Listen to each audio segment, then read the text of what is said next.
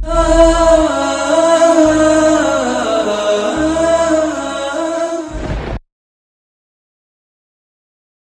हम्दुलिल्लाह नहमदुहु व नस्तईनुहु व नस्तगफिरुहु व नु'मिनु बिही व नतवक्कलु अलैहि व नऊज़ु बिल्लाहि मिन शुरूरि अनफुसिना व मिन सय्यिआति अअमालिना मन यहदिहिल्लाहु फला मुज़िल्ल लहु व मन युज़लिल फला हादिय लहु व अशहदु अन ला इलाहा इल्लल्लाह वहदहु ला शरीका लहु व अशहदु अन्ना मुहम्मदन अब्दुहु व रसूलुहु अम्मा बाद फ़इन्न ख़ैरल हदीस किताबुल्लाह व ख़ैरल हदी हदी मुहम्मदिन सल्लल्लाहु अलैहि वसल्लम व शर्रल उमूरि मुहदसातुहा व कुल्लु मुहदसतिन बिदअह व कुल्लु बिदअतिन ज़लालह व फ़ी रिवायतिन व कुल्लु ज़लालतिन फ़िन्नार। फ़अऊज़ु बिल्लाहि मिनश शैतानिर रजीम। बिस्मिल्लाहिर रहमानिर रहीम।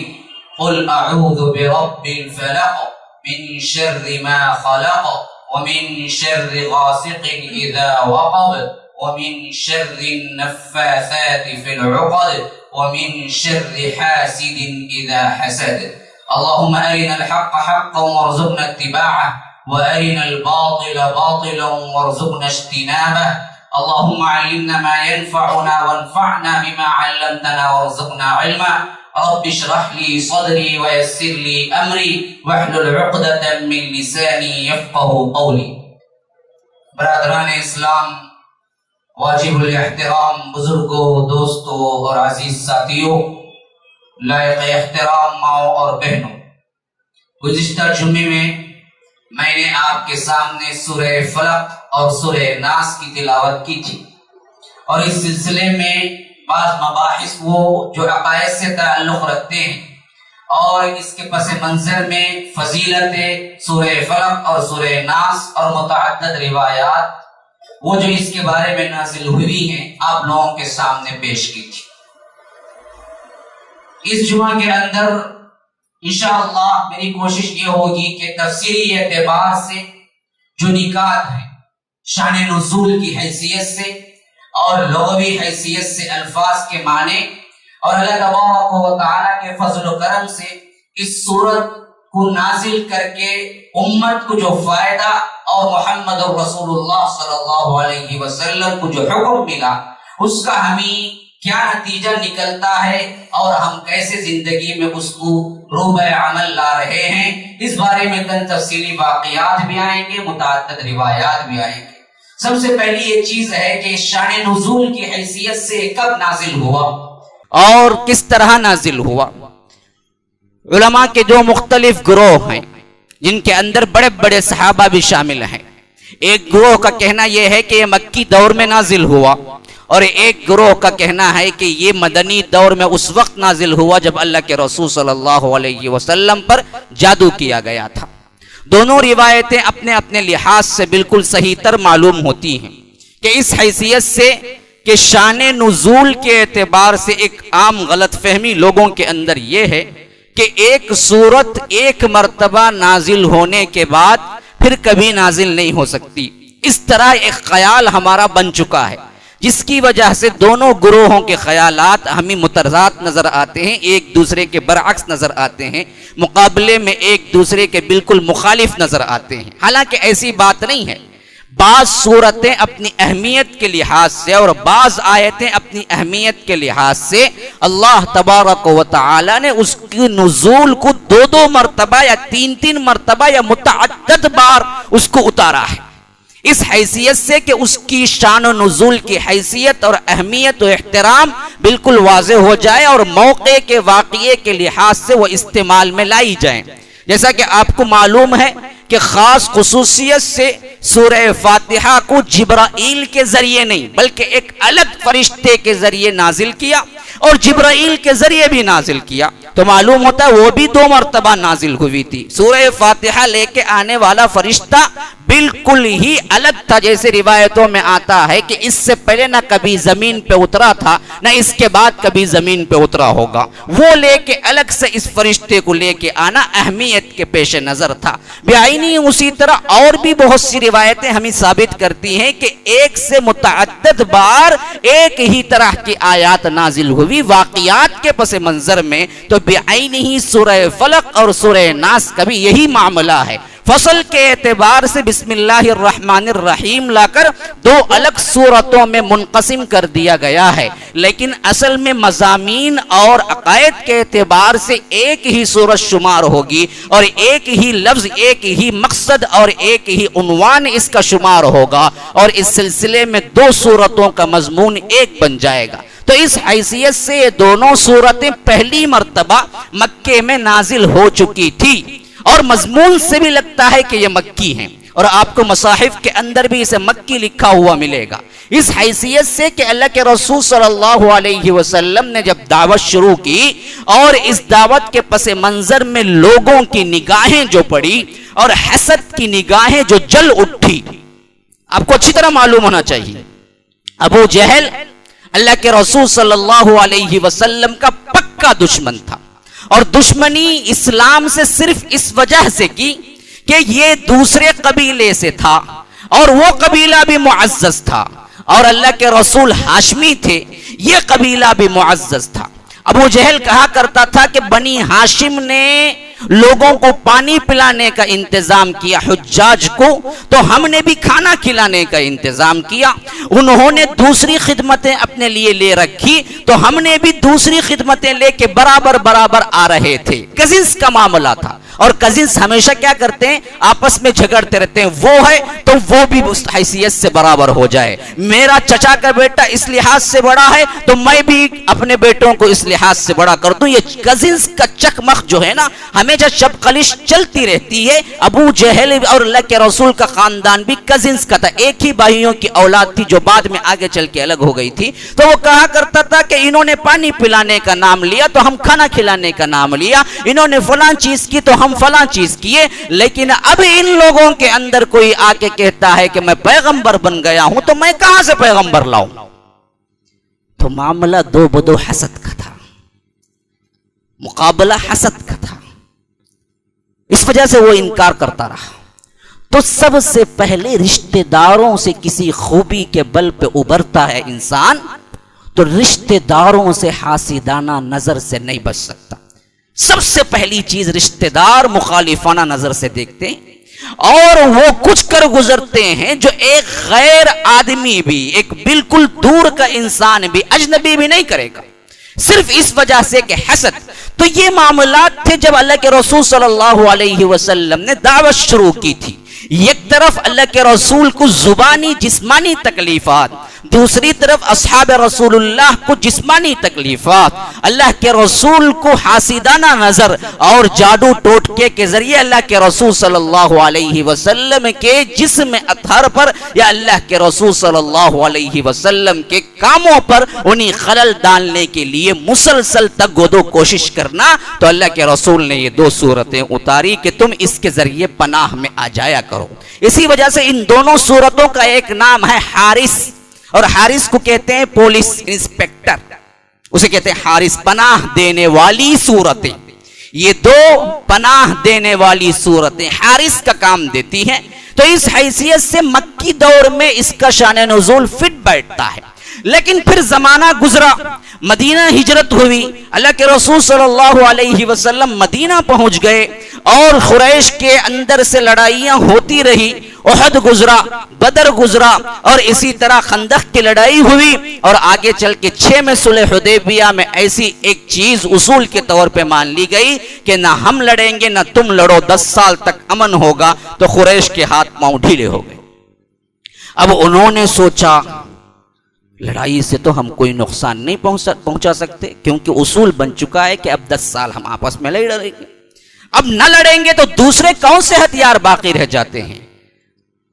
तो इसी तरह हासिदाना नजर या लोगों में बुराई फैलाना या जादू टोटके के जरिए से अल्लाह के रसूल को नुकसान पहुंचाना। और इसी असना में फिर दूसरा 7वें साल हिजरत के 6वें साल हुदैबिया हुआ, जिसमें दोनों ने मुआहदा किया कि हम आपस में 10 साल तक नहीं लड़ेंगे। 7वें साल खैबर पेश आया, और आपको मालूम है खैबर की लड़ाई क्या है, जिसमें तमाम यहूदी जो मदीने में थे, अल्लाह के रसूल ने मदीने से निकाला तो वो खैबर में जाके आबाद हो गए, थोड़ा सा मदीने से दूर। लेकिन वहां जाकर भी इन्होंने इत्मीनान का सांस न लिया, बल्कि अल्लाह के रसूल और सहाबा के खिलाफ मुसलसल साजिशों में रहे। तो अल्लाह के रसूल सल्लल्लाहु अलैहि वसल्लम ने आखिरकार इन्हीं वहां से भी निकालने के लिए जंगी तैयारियां कर ली और खैबर पहुंचे 7 हिजरी के अंदर। और खैबर में अल्लाह तबारक व तआला ने खुली फतह दी थी। इसी वजह से अस्हाब रसूलुल्लाह कहते हैं कि हमने पेट भरकर खाना नहीं खाया, यहां तक कि खैबर फतह हो गया, हम खुशहाल हो गए। यानी हर एक को माल गनीमत बहुत बड़ा मिला, और हत्ता कि अल्लाह के रसूल सल्लल्लाहु अलैहि वसल्लम को भी वही वो बाग मिला जो फदक के नाम से बाद में आता है, विरासत, जो हजरत फातिमा वगैरह शिया वगैरह का सबसे बड़ा इख्तिलाफ उसी में है। इल्मी बातें हैं, मैं उसमें जाना नहीं चाहता। तो गर्ज के अल्लाह के रसूल सल्लल्लाहु अलैहि वसल्लम भी उसके बाद ही खुशहाल हुए। खैबर सबसे बड़ी जंग रही, और इसमें खासकर माल गनीमत बहुत कसीर तादाद में हासिल हुआ। तो इसके बाद यहूदियों का क़िला कमा मुसलसल मदीना और हवाली मदीना के अंदर सब कुछ खत्म हो गया, हत्ता कि खैबर भी साफ हो गए। तो अब यहूदी भी उस दायरे में आके खड़े हो गए जहां पर अब जंगी हैसियत से मुसलमानों का मुकाबला नहीं कर सकते थे। उनके पास भी अब सिर्फ हथियार जो था हासिदाना नजरें या जादू टोटके। अब ये दोनों मुत्तफिका तौर पे जब मिले तो अल्लाह के रसूल सल्लल्लाहु अलैहि वसल्लम को कुछ करने की ठानी। तो 7 हिजरी खैबर के बाद इन्होंने और यहूदियों की जमाअत ने दोनों मिलकर प्लानिंग की कि अब क्या किया जाए। मुसलमानों से बजोरे शमशीर तलवार से तो वार करना हमारे बस में न रहा, अब कुछ बाकी है तो वो जादू टोटका, इसके जरिए हम कुछ कर सकते हैं। और कुरैश उन्होंने भी बहुत कुछ किया, लेकिन अल्लाह के रसूल पे कुछ नहीं हुआ था। तो उन्होंने इल्तिजा की यहूदियों की। ये पुराने यहूदी क्या है, जादूगरी में सबसे बड़ा फन रखते थे, बहुत बड़ा फन था उनके पास। एक हिंदुस्तान जादूगरी में मशहूर था उस जमाने में, और एक यहूदी मशहूर थे उस जमाने में, और आज भी यही है, हिंदुस्तान का जादू सबसे पुराना है। तो गर्ज के क्या है, इन लोगों की बैठक के बाद आखिरकार ये तय किया गया कि एक यहूदी लड़का था, अल्लाह के रसूल की खिदमत में आया करता था। अल्लाह के रसूल सल्लल्लाहु अलैहि वसल्लम उससे कुछ खिदमत लिया करते थे। और एक यहूदी या मुनाफिक था जिसका नाम था लबीद इब्ने आसम। ये बाज रिवायतों में आता है कि अंसार में से था, खजरज के कबीले से, मुसलमान हो गया था, मुनाफिक था। बाज कहते हैं यहूदी था, लेकिन असल मदनी एतबार से देखा जाए तो वह मदीने के अंदर का रहने वाला था। इस हैसियत से वो यहूदी हरगिज नहीं था। या तो यहूदी तब्दील हुआ होगा या नहीं तो मुनाफिक था, जिसकी वजह से बाज लोगों ने यहूदी लिख दिया। असल में तो मुनाफिक था, खजरज के कबीले से ताल्लुक रखता था, और ये मुसलमान बन के अल्लाह के रसूल के पास आया करता था, लेकिन अंदर से पक्का मुनाफिक था। वो या उस यहूदी लड़के की मदद से जो पहले था, उन दोनों के गठजोड़ से अल्लाह के रसूल सल्लल्लाहु अलैहि वसल्लम के कुछ बाल और कंघी के कुछ दाने, क्योंकि उस जमाने में कंघी क्या है, हाथी दान की होती थी या लकड़ियों की होती थी, जिसको तोड़ सकते थे। तो वो दाने जिससे अल्लाह के रसूल कंघी किया करते थे, उसके कुछ दाने और कंघी का कुछ टुकड़ा, और उसमें जो बाल अटक जाया करते थे। उमूमन कोई भी करता है तो क्या है, उसकी कंघी में कुछ बाल अटक जाते हैं। तो अल्लाह के रसूल के कुछ बाल जो अटक गए थे, उसमें रह गए थे, उन दोनों को हासिल करना इन लोगों का मिशन ठहरा। जो एक यहूदी लड़का खिदमत करता था या बनी जुरैख का लबीद इब्ने आसम, इन दोनों की कोशिशों से जब ये चीज हासिल हो गई तो कुरैशियों और यहूदियों ने मिलकर कहा कि अब तुम हमारे जादूगरी से ज्यादा बेहतर जादूगरी जानते हो, तो तुम ही इस पे जादू करो। तो इसमें भी रिवायतें 2 तरह की हैं। एक ने लबीद इब्ने आसम ही को जादूगर करार दिया है, दूसरी रिवायतें मिलती हैं कि लबीद भी जादूगर था, लेकिन असल में बहुत बड़ी जो जादूगरनियां थी वो लबीद की बहनें थी।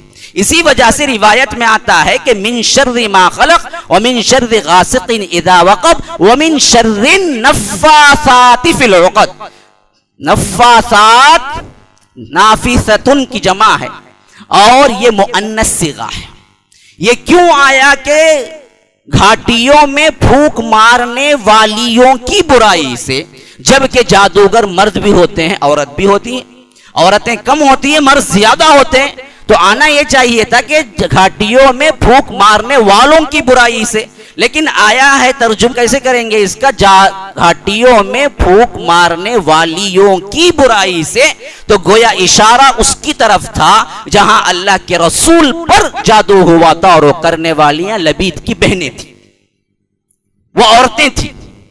इस वजह से दरअसल औरत का सीगा इस्तेमाल किया गया कि यही अल्लाह के रसूल पर जादू की थी, और इसमें यह भी शामिल था। तो गर्ज के बनी जुरैख जो अवस से एक क्या है खजरत से ताल्लुक रखता था, एक छोटा सा हलीफ कबीला, उसका एक आदमी लबीद इब्न आसम, उसने कंघी के दाने और बाल लेकर अल्लाह के रसूल सल्लल्लाहु अलैहि वसल्लम पर जादू किया।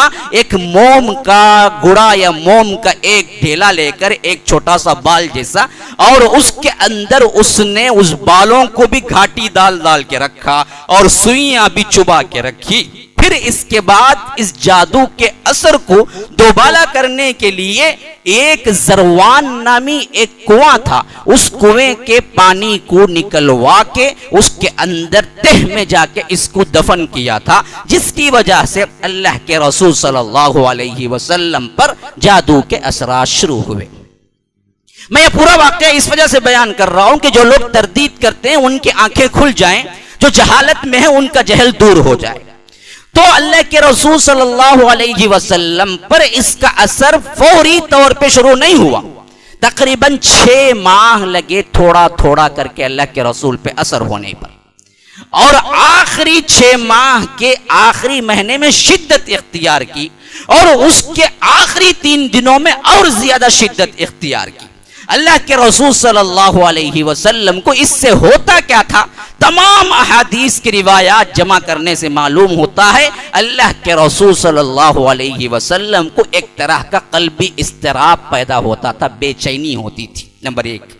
दूसरी रिवायतों के अल्फाज हैं, अल्लाह के रसूल ऐसा महसूस करते गोया किसी ने उन्हें रस्सियों में जकड़ दिया है, यानी एक तरह की आजादी ने, जिस तरह के इंसान को रस्सियों से जकड़ दिया जाता है तो कैसे महसूस करता है, उस तरह का एक एहसास होता था। नंबर 3 रिवायतों में आता है कि अल्लाह के रसूल को एक काम नहीं किए होते कर दिया, इस तरह का एहसास होता था। ये 3 चीजें काबिले गौर है। क्या क्या होता था, ये 3 चीजें होती थी।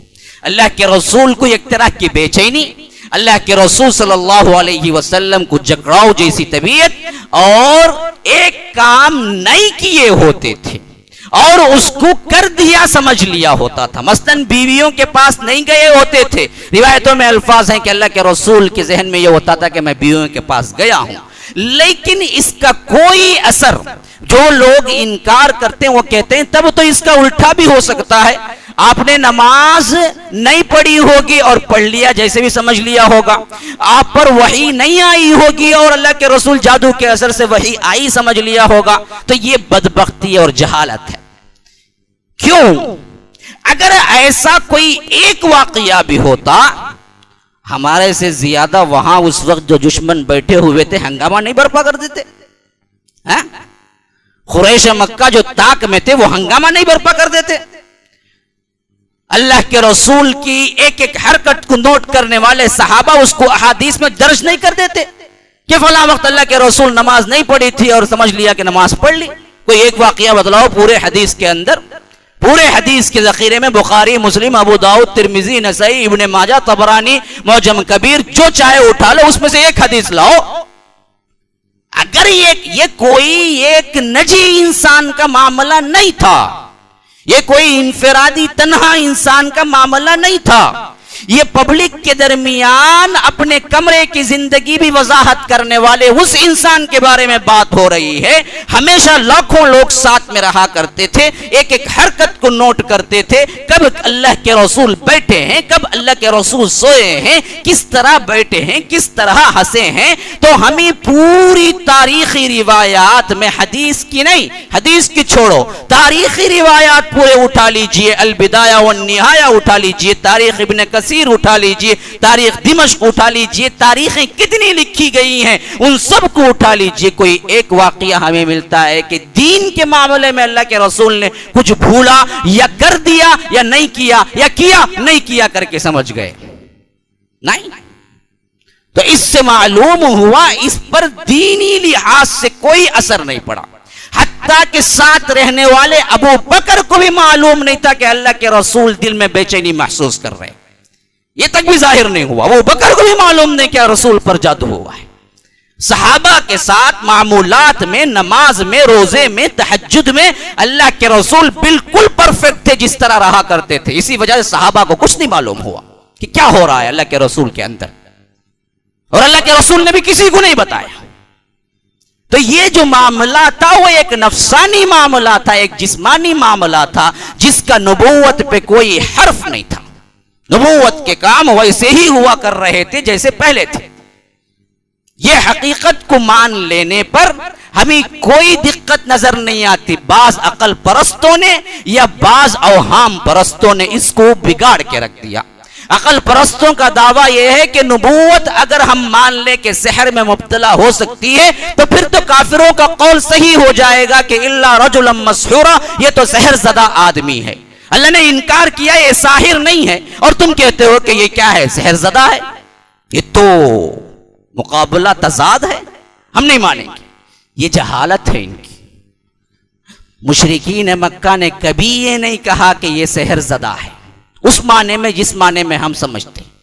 उन्होंने ये कहा कि किसी ने इन्हीं पागल करके नबी बना दिया है, या नबूवत के जितने अल्फाज ये कह रहे हैं ये सब वो पागलपन की वजह से ये कर रहे हैं।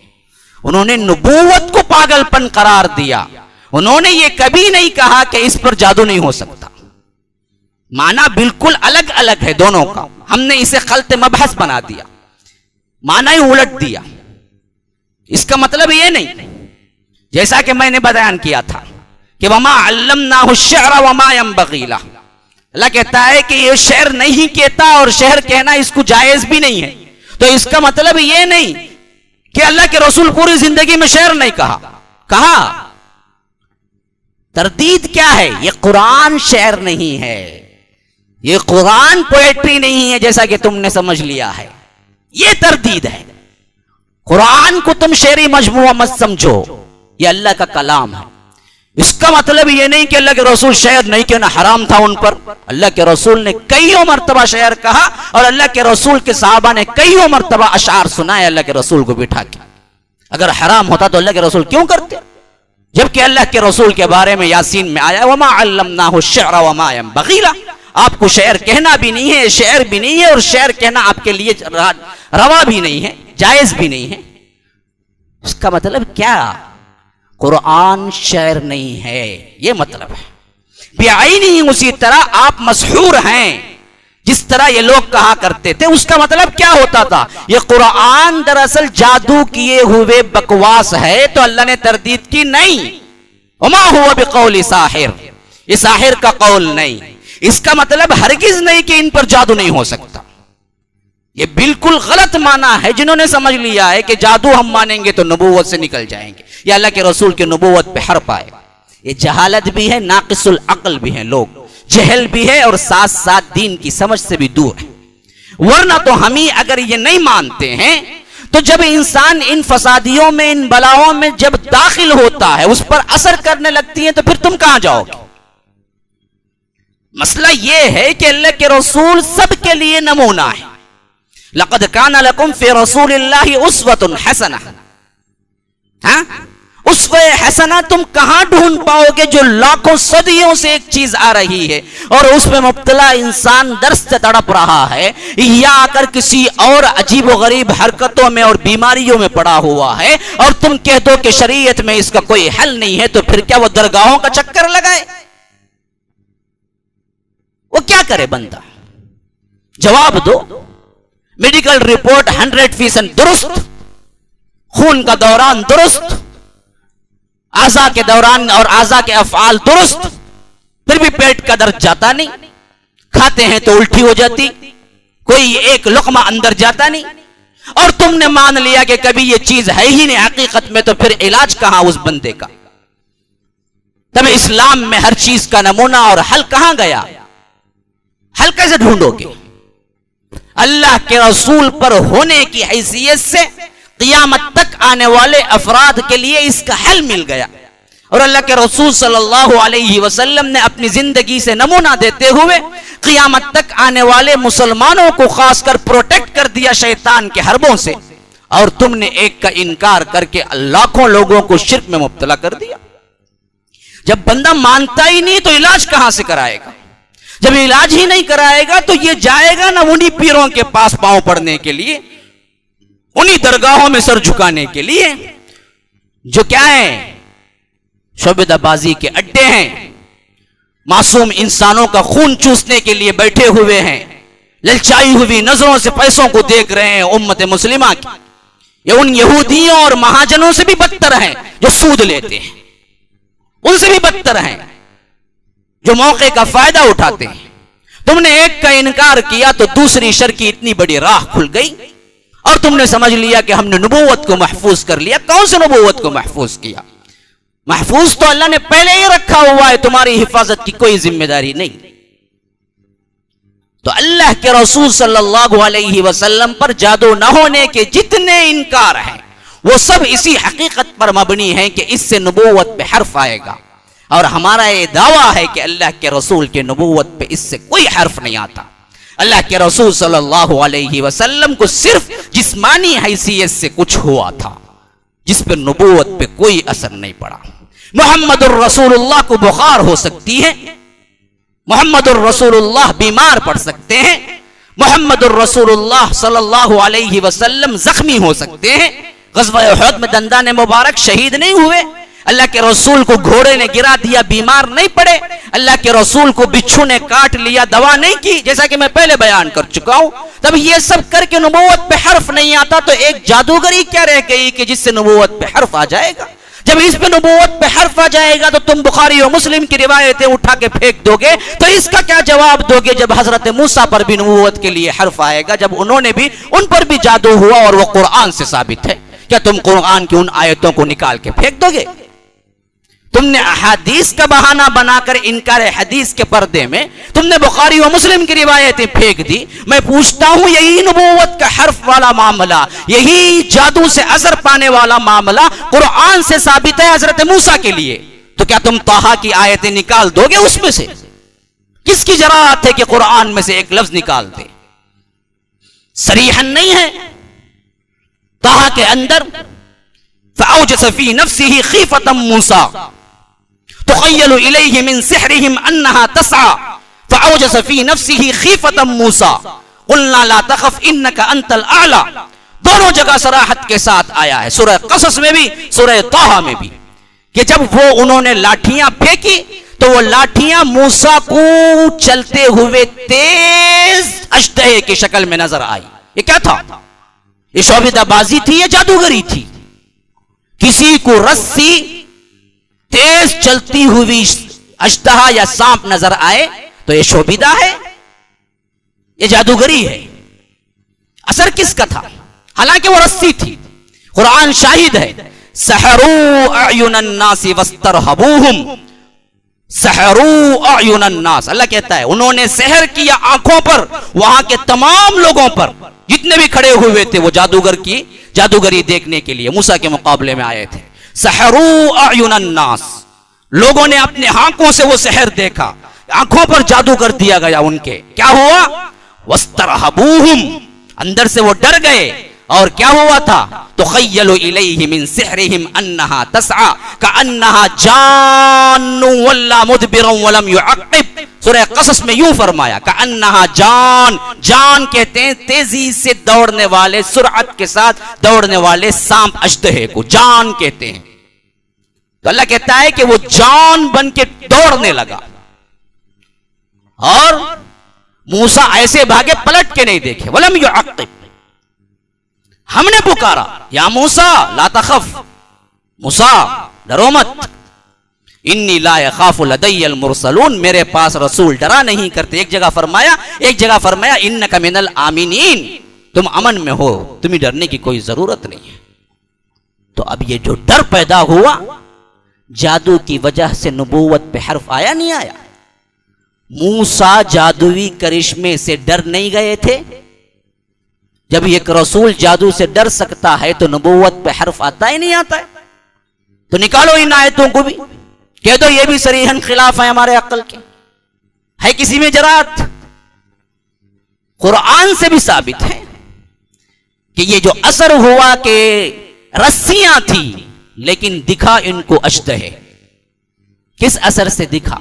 जादुई असर से। किसको दिखा? आम आदमियों को नहीं, खुद मूसा को, कलीमुल्लाह को। जब आप ये भी कह सकते हैं जब रस्सियां मूसा को क्या है अजदहे दिखे, तो हो सकता है जब अल्लाह ने कलाम किया था और उन्होंने जो आग देखी थी वो भी कोई जादू का करिश्मा था, उन्होंने अल्लाह से कलाम ही नहीं किया। कह दो, तुम्हें राह है? नहीं, ये कम अकली है तुम्हारी, दीन की समझ नहीं है, इस वजह से तुमने ऐसे फैसले किए। हकीकत यह है कि इससे नबूवत पे कोई हर्फ नहीं। एक आखिरी बात, तीसरी बात जो बताऊं ताकि बात बिल्कुल मुकम्मल हो जाए, वजाहत की जिम्मेदारी जहां तक मुझ पे होती है वो वजाहत पूरी हो जाए। तीसरी बात जो सबसे बड़े इनकार की इन लोगों के पास है वो ये आयत है। सूरह माइदा में फरमाया कि या अय्युहर रसूल बल्लिग मा उन्ज़िला इलैका मिर रब्बिक फ़इन लम तफ़अल फमा बल्लग़्ता रिसालतहु वल्लाहु यअसिमुका मिनन नास। अल्लाह के रसूल सल्लल्लाहु अलैहि वसल्लम मक्का हिजरत करके मदीना पहुंचे तो मदीने में अल्लाह के रसूल को धड़का लगा रहता था कि किसी न किसी दिन अचानक कुरैश मिल के इन पर हमला कर देंगे। तो अल्लाह के रसूल पहरा मुकर्रर किया करते थे और सहाबा हमेशा कोई ना कोई दरबान के तौर पर तलवार लिए अल्लाह के रसूल सल्लल्लाहु अलैहि वसल्लम के साथ होता था। खुसूसन रात के मौके पर घर में पहरा देता था। अल्लाह के रसूल सल्लल्लाहु अलैहि वसल्लम समझते थे कि यह भी जरूरी है आज का माहौल के लिहाज से। एक मर्तबा का वाक़िया है, अल्लाह के रसूल सल्लल्लाहु अलैहि वसल्लम रात में कहते हैं काश कि आज मेरा कोई सहाबी घर पे आके पहरा दे तो मैं इत्मीनान की नींद सो लूं। साद इब्न अबी वक्कास वहां मौजूद होते हैं, तलवार की झनकार सुनाई देती है तो कहते हैं कि कौन? कहते हैं कि साद, किस लिए आए हो? कहते हैं कि मेरे दिल में ख्याल हुआ कि आज मैं पहरा दूं, इस वजह से मैं आ गया हूं। तो अल्लाह के रसूल उन्हें दुआएं देते हैं और इसके बाद सो जाते हैं। कुछ ही देर बाद ये वही नाजिल होती है कि या अय्युहर रसूल बल्लिग, ऐ रसूल पहुंचा दो जो कुछ तुम्हारी तरफ वही की गई है। मा उन्ज़िला इलैका मिर रब्बिक, तेरे रब की तरफ से जो भी नाजिल हुआ है उसको पहुंचा दो। फ़इन लम तफ़अल, अगर तुमने ऐसा ना किया फमा बल्लग़्ता रिसालतहु, तो रिसालत का हक तुमने अदा नहीं किया। वल्लाहु यअसिमुका मिनन नास, अल्लाह तबारक व तआला लोगों से तुम्हें बचाएगा। यानी अब कोई डरने की जरूरत नहीं है, पहरेदारी की जरूरत नहीं है, तुम्हें अल्लाह लोगों से बचाएगा। तुम डंके की चोट पे कहते रहो इस दावत को, इस इस्लाम को। तो अल्लाह के रसूल बाहर आए, कहा कि पहरेदारों से कि जाओ, अब मुझे किसी इंसान के पहरे की जरूरत नहीं है, अल्लाह ने जिम्मा ले लिया है। इस बात को भी रख के इनकार करते हैं कि ये कैसे हो सकता है कि अल्लाह तबारक व तआला ने अल्लाह के रसूल को अपने लिए जिम्मा ले लिया था, तो कैसे किसी भी चीज का उन्हीं क्या है असर हो सकता है। ये बदबख्त भी उस वक्त भी क्या है फिसल गए। इस आयत का भी ये मतलब नहीं है। ये आयत उतरने के बाद ही अल्लाह के रसूल सल्लल्लाहु अलैहि वसल्लम को कई और जिस्मानी और रूहानी तौर पर अल्लाह के रसूल को मुसाइब में मुब्तला होना पड़ा। यह आयत उतरने के बाद ही अल्लाह के रसूल सल्लल्लाहु अलैहि वसल्लम के सहाबा वाक़िए रिजी और वाक़िए बि'r मऊना के अंदर 70 और 10 सहाबा भूखे से ले जाके शहीद किए गए। ये आयत नाजिल होने के बाद ही जादू हुआ, असर हुआ। अगर ये लोग नहीं मानते हैं तो इससे ज्यादा ये लोग जिसे मानते हैं उसी की दलील देता हूं। ये आयत उतरने के बाद ही यहूदन वो औरत ने जो अल्लाह के रसूल को जहर खिलाया था उस जहर का असर हुआ। क्यों अल्लाह ने नहीं बचाया? क्यों? आयत उतरी 2 या 3 हिजरी में और अल्लाह के रसूल को जहर खिलाया गया था 9 हिजरी में। उतरने के बाद अब्बाद बिन बिश्र के जो बाप थे साथ में, वो उसी वक्त शहीद हो गए और अल्लाह के रसूल इंतकाल के वक्त भी फरमाया कि मुझे उस जहर का असर है। तो जहर का असर हुआ नहीं हुआ? यहूदन ने जिस गोश्त की बूटी में जहर मिलाया था उसका असर हुआ नहीं हुआ? आयत उतरी है नहीं है तो आयत का इनकार कर दोगे? अल्लाह को रसूल अल्लाह को झूठा खड़ा दोगे? नहीं, समझ की गलती है। ये माना वहां नहीं है कि यासिमुका मिनन्नास से कोई चीज तुम्हें ठेस नहीं पहुंचाएगी। माना यह है कि अब पहरे की जरूरत नहीं है अल्लाह के रसूल, ये तुम्हें कत्ल पर कादिर नहीं हो सकेंगे, इसी वजह से अल्लाह के रसूल के कत्ल पर कादिर नहीं हो सके कोई। इसका मतलब यह नहीं कि छोटी मोटी कोई मुसीबत भी नहीं पहुंचेगी उन लोगों से। ये तुम्हारी अकल की कमजोरी है कि तुमने गलत समझ लिया। तो गर्ज के इस तरह अल्लाह के रसूल सल्लल्लाहु अलैहि वसल्लम पर 7 हिजरी के बाद ये चीज रूनुमा हुई तो अल्लाह के रसूल सल्लल्लाहु अलैहि वसल्लम मन में दुआ करने लगे, दिल ही दिल में दुआ करने लगे, अल्लाह ये क्या परेशानी है, ये क्या बेचैनी है, इसको मुझे दिखला दे, इसका मुझे इजहार कर दे। हत्ता के जाते जाते एक मरतबा जब बारी खुद हजरत आयशा के हुजरे में थी, अल्लाह के रसूल सल्लल्लाहु अलैहि वसल्लम सो रहे थे तो ख्वाब में देखा कि 2 आदमियों की शक्ल में फरिश्ते, एक सरहाने एक पैंती के बाद एक पाँव के पास एक क्या है सर के पास बैठ गया, दोनों गुफ्तगू करने लगे। इस आदमी को क्या हुआ? दूसरे ने जवाब दिया मतबूबुन, मतबूब कहते हैं मसहूर, सहर हुआ है। कौन सहर किया? कहा कि लबीद इब्न आसम। किससे सहर किया? दूसरे ने कहा कि दाने और कंघी के चंद दाने और बालों में। कहां छुपाया हुआ है? कहा कि जरवान के कुएं के अंदर। किस में है? कहा कि मोम के एक छोटे से डल्ले के अंदर सुइयां छुपी गई हैं और बाल रखे हुए हैं। फिर अल्लाह के रसूल की आंख खुल गई। जैसे ही आंख खुली अल्लाह के रसूल ने कहा कि जरवान कुएं को जाओ अली, अब्दुल्ला इब्न जुबैर को भी साथ किया, जुबैर को साथ किया शायद, और हज़रत अली को साथ किया और कहा कि जाओ जाके फौरी तौर पर वहां से वो जादू निकलवाओ। और बनी जुरैख के भी जो सहाबा थे उसके अंदर उन 2 सहाबा को भी कहा कि जरकी सहाबा थे, उनको भी रवाना किया कि जाओ तुम भी साथ जाओ। और फिर अल्लाह के रसूल भी बाद में वहां पहुंचे, पूरा पानी देखा तो निकलवाया गया। सहाबा बयान करते हैं कि इतना डरावनी इलाका था, वहां के जो खजूर के दरख्त हमें नजर आते थे गोया के शैतानों के सर है। अब ये बताइए कि शैतान को किसी ने देखा है? इमेजिन भी हकीकत बनता है कभी कभी। वो क्यों कह रहे थे? हैबतनाक थे। खुद कुरान में इस्तेमाल हुआ है कअन्नहुम रुऊसुश शयातीन, वो ऐसे होंगे जैसे क्या शैतानों के सर। अल्लाह हमें मिसाल दे रहा है, हमने शैतानों के सर को देखा है। इमेजिन, तुम्हारा अंदर का एक अंदाजा है, हैबतनाक होंगे। तो फिर इसके बाद वो मेहंदी के रंग का पानी हो चुका था, गंदा गलीज और बदबूदार, जिसको अल्लाह के रसूल ने कहा कि निकलवाओ। फिर इसके बाद जिस तरह कहा गया था उसी तरह मोम के अंदर सुइयां चुबोई गई थी और एक तान थी जिसमें क्या है 11 गिरहें लगी हुई थी। तो इसी वक्त जिब्राइल उतरे और दूसरी मर्तबा नाजिल हुआ ये सूरत कि अल्लाह के रसूल को कहा गया कि अब आप पढ़िए कुल, यानी खिताब डायरेक्ट अल्लाह के रसूल से था जिब्राइल का। जिब्राइल ने डायरेक्ट खिताब किया था अल्लाह के रसूल को, कहा कि पढ़िए कुल, तो अल्लाह के रसूल ने पढ़ना शुरू किया। रिवायतों में पूछा गया, सहाबा ने कहा अल्लाह के रसूल आपको पढ़िए कहा गया तो अऊज़ से शुरू करना चाहिए ना हम, और आप भी कुल से करते हैं।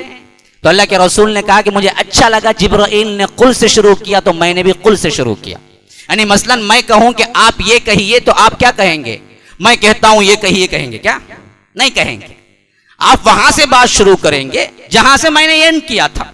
मैं कहता हूं कि आप कहिए मैं पनाह मांगता हूं, तो आप कहेंगे कि मैं कहता हूं मैं पनाह मांगता हूं, ये कहेंगे क्या? नहीं कहेंगे। मैं पनाह मांगता हूं कहेंगे। तो कुल की जरूरत नहीं थी वहां पर। कुल जिब्राइल ने कहा तो अल्लाह के रसूल अऊज़ से शुरू करना चाहिए था। जब अल्लाह के रसूल से पूछा गया, अल्लाह के रसूल ने कहा कि नहीं, ये वही के आयात जैसी उतरी थी मैं वैसे ही कहना पसंद किया, तो उन्होंने कुल से शुरू किया, मैं भी कुल से शुरू किया। फिर इसके बाद असल दुआ के अल्फाज शुरू होते हैं, अऊज़ु बिरब्बिल फलक। तो एक गिरह जो तांत लगी हुई थी, एक तांत में जो गिरह लगी हुई थी, जो घाटी लगी हुई थी, वो टूट गई, खुल गई। मिन शर्रि मा खलक, दूसरी टूट गई। इस तरह 11 आयात थे, 11 घाटियां थी, टूट गई। और जैसे ही 11 घाटियां भी टूटी तो अल्लाह के रसूल कहते हैं मुझे ऐसे महसूस हुआ जिस तरह किसी बंधे हुए इंसान को खोल दिया जाता है। एहसास में ऐसे ही लगा, मुझे ऐसे महसूस हुआ कि गोया कि किसी बंधे हुए इंसान को खोल दिया जाता है। फिर इसके बाद अल्लाह के रसूल सल्लल्लाहु अलैहि वसल्लम पहले हालत में आ गए और सीधे अल्लाह के रसूल घर पहुंचे तो अल्लाह के रसूल के सहाबा ने कहा कि क्यों नहीं लबीद इब्ने आसम को बुलाकर पूछा जाए और उसको कत्ल कर दिया जाए इस जुर्म में। अल्लाह के रसूल ने कहा कि मैं अपना जाती इंतकाम नहीं लेता हूं, तुम जल्दी ना करो, बुलाओ उसको। लेकिन जब बुलाया गया लबीद इब्ने आसम को, उससे अल्लाह के रसूल सल्लल्लाहु अलैहि वसल्लम ने पूछा क्या तूने मुझ पर जादू किया था? उसने कहा कि हां मैंने जादू किया, ये पूरी रिवायत मौजूद है, हां मैंने जादू किया। तो अल्लाह के रसूल सल्लल्लाहु अलैहि वसल्लम ने कहा मैं जाती इंतकाम लेने वाला नहीं हूं, इस वजह से मैं छोड़ता हूं। सहाबा को ताकीद की कि तुम भी इस बात को ज्यादा नशर ना करो, ना फैलाओ, क्योंकि अल्लाह ने मुझे उससे शिफा दे दी। मैं नहीं चाहता कि ये लोगों में मौजू बने, ये लोगों में क्या है प्रोपेगेंडा बने, लोगों में बातचीत हो। यहीं से बात को खत्म करो। लबीद को छोड़ दिया, अपने गुनाहों की सजा तो आखिरत में पाले। अच्छा इसके बाद देखिए, अगर ये जादू नहीं होता, ये हदीस नहीं होती, तो तारीख का क्या रवैया होना चाहिए था? कोई आने वाला सहाबी और खलीफा इसको ना मानना चाहिए था और तारीख और इस्लामी अदालत में इसके लिए कानून ना बनना चाहिए था। क्यों? ये हकीकत ही नहीं थी तो कानून कैसे बनता? लेकिन इस्लामी कवानीन में कानून बना, अस्हाब रसूलुल्लाह ने इसको अप्लाई किया, तारीखी रिवायात से सबूत है।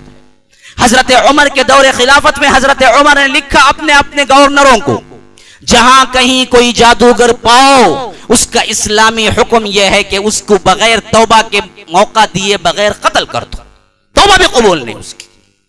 जब हकीकत जादू की कोई है ही नहीं तो फिर कानून क्यों बना, कानून क्यों बना, कत्ल की सजा क्यों बनी? हाँ, कोई जिना करता है तो रजम करना है, जिना हकीकत में कुछ ना होता तो फिर रजम करना कैसा? बेआईनी ही उसी तरह हकीकत जादू की कुछ ना होती तो हजरत उमर ने बेजा जादूगरों को कत्ल कर दिया अपने दौरे खिलाफत में। सिर्फ आप ही नहीं, मदीने के अंदर अपने तमाम गवर्नरों को लिखा जहां कहीं भी जादूगर पाओ तो उसको कत्ल कर दो और तौबा भी ना कबूल करो। क्यों? उसका इफेक्ट एक आदमी पे नहीं पड़ता या उस पे नहीं पड़ता, पूरी उम्मत पे पड़ता है, उसका असर वसी है। इसकी वजह से उसकी तौबा भी नहीं, कत्ल करो उसको, ताकि मुआशरा जादूगरी से पाक हो जाए। और इस हुक्म पे जादूगरों को कत्ल किया गया बाकायदा। और सुनना चाहते हैं, और सुनना चाहते हैं, अगर जादू की हकीकत ना होती तो हजरत हफ्सा ये क्यों करती? हफ्सा कौन है पता है? हजरत उमर की बेटी। कौन है पता है? अल्लाह के रसूल की बीबी, अल्लाह के रसूल की बीबी हजरत उमर की बेटी। अल्लाह तबारक व तआला ने जिब्राइल को भेज के जिनकी मदह सराई की, जिनकी तारीफ की, हजरत उमर जैसे दरासा क्या है वो भी सख्त मिजाज की थी। अल्लाह के रसूल ने एक मरतबा इरादा कर लिया कि तलाक दे दें। जिब्राइल आ गए, जिब्राइल आ गए, कहा कि अल्लाह के रसूल हफ्सा को आप तलाक नहीं दे सकते। क्यों? ये आपकी जन्नत की भी बीबी है, तलाक वापस लो, रुजू करो। हफ्सा रोजे रखने वाली है, बहुत नेक है, आप उसको तलाक नहीं दे सकते। अल्लाह के रसूल ने फिर दोबारा रुजू किया। इस मर्तबे वाली सहाबिया कि अल्लाह के रसूल की बीबी, हमारी अम्मा और हजरत उमर की बेटी, जिनकी मदाह में सातों आसमानों के ऊपर से अल्लाह तबारक व तआला ने खिताब दिया रोजा रखने वाली, इनकी लौंडी के बारे में आता है कि उस बदबख्त ने इन पर कुछ जादू किया जिसकी वजह से ये बीमार पड़ी, फिर अच्छी हो गई अल्लाह तबारक व तआला के जिक्र अस्कार और सूरह फलक सूरह नास से। तो पहला काम ये किया कि उस लौंडी को उन्होंने कत्ल किया। तो हफ्सा एक बेगुनाह को कत्ल कर दिया। हाँ, बताइए मुझे, अगर जादू की कोई हकीकत नहीं तो हजरत हफ्सा ने क्यों लौंडी को कत्ल किया और उम्मत मुस्लिमा क्यों खामोश रही? एक जुल्म नहीं हुआ? एक बेगुनाह को नहीं कत्ल कर दिया? क्यों नहीं अदालतें कायम हुई उन पर? ये सब बदबख्ती व जहालत है जो उम्मत मुस्लिमा को एक और दरवाजे पे ले जा रही है कि तुम अकल परस्तों के चुंगल में फंस चुको हो। यह अकल परस्तों का चुंगल इतना जबरदस्त है कि वो अकली दलाइल दे के इंसान को गुमराह करता है, फिर इसके बाद उन्हें शिर्क के दरवाजे खोलता है। नारा लगाते हैं नबूवत की हिफाजत हम कर रहे हैं, लेकिन पता नहीं बदबख्तों ने नबूवत की हिफाजत में अल्लाह की हिफाजत के दामन को छोड़ दिया। हाँ? ये कैसी अजीब बात है। नबूवत की हिफाजत के नारे के पर्दे में अल्लाह की हिफाजत को पामाल कर दिया, शिर्क के दरवाजे खोल दिए। और जितने लोग इसको मान के अपने अपने जमाने में कुल अऊज़ु बिरब्बिल फलक मुअव्विज़तैन कुल या अय्युहल काफिरून दुआओं अस्कार से पनाह लिया करते थे और जादू का तोड़ किया करते थे, उन बदबख्तों ने ये अकल परस्तों के चंगुल में आके छोड़ दिया अस्कार को। अस्कार को छोड़ने की वजह से हमारे अंदर साइकियाट्रिस्ट प्रॉब्लम ज्यादा हो गए, साइकी केसेस दिन ब दिन आगे बढ़ गए, हर कोई दीवाना बना फिरता है, हर किसी के घर में परेशानी है और इसके लिए कोई इस्लामी हल उन्हें नहीं मिलता है। बंदा बेचारा परेशान है। क्यों? इन बदबख्तों के फैलाए हुए जाल में अकल परस्तों के फंस गई उम्मत मुस्लिमा। और आज हम उलमा पर भी ये बार महसूस होता है कि इन लोगों को कैसे समझाएं कि हकीकत जादू की है। समझते हैं कि बहुत बड़ा नेक काम कर रहे हैं, नेक काम नहीं, शिर्क का दरवाजा खोल रहे हैं, जादूगरों को खुली छूट दे रहे हैं, तुम जो चाहे करते फिरो, क्योंकि यह हकीकत ही नहीं है।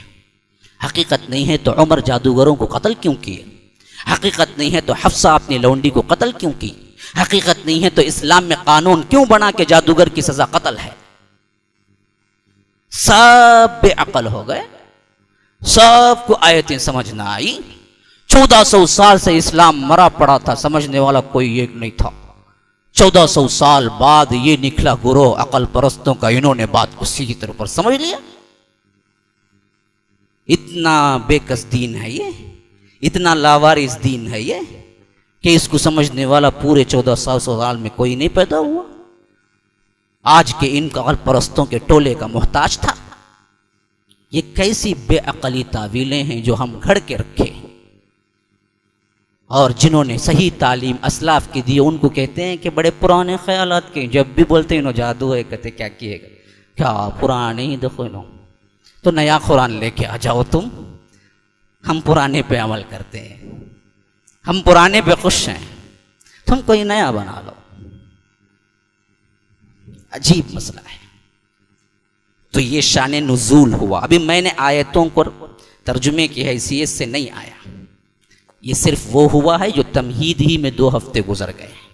इंशाअल्लाह इसकी और निकात और इसके क़ुर्ब की जितनी रिवायतें हैं इंशाअल्लाह अगली मजालिस में पेश करने की कोशिश करूँगा। अल्लाह तबारक व तआला से दुआ है कि जो कुछ सुना है इस पर अमल करने की तौफ़ीक़ अता फ़रमाए। सही समझ कुरान और सुन्नत को असलाफ़ की समझ के मुताबिक समझने की तौफ़ीक़ अता फ़रमाए। हज़ा व बिल्लाहि तौफ़ीक़ सल्लल्लाहु वसल्लम अला नबिय्यिना मुहम्मद। अस्अलुल्लाह ली व लकुम व लिसाइरिल मुस्लिमीन मिन कुल्लि ज़ंबिन फ़स्तग़फ़िरूहु इन्नहु हुवल गफ़ूरुर रहीम।